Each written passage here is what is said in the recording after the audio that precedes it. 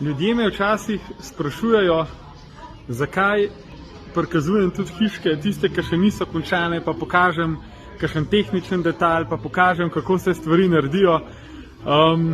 Češ, da sej to pa lahko naredim tudi doma, ali pa to pa lahko naredim tudi z konkurenco. Ampak sem malo o tem razmišljal in dejansko mogoče se vidi, kako je narejen. Ampak tiste stvari, ki so pa glavne, kako s kakšnim odnosom ljudje delajo to, na kakšen način naredimo detajle, na kakšen način sprojektiramo vse skupaj, si zamislimo, da je res kvaliteta. Tega se pa ne da pokazati niti na video posnetku, te stvari se pa da samo začutiti in te stvari so v čem skrite in so hkrati glavni razlog, zakaj so kubi hiške res toliko doterane, pa zakaj jih lahko naredimo toliko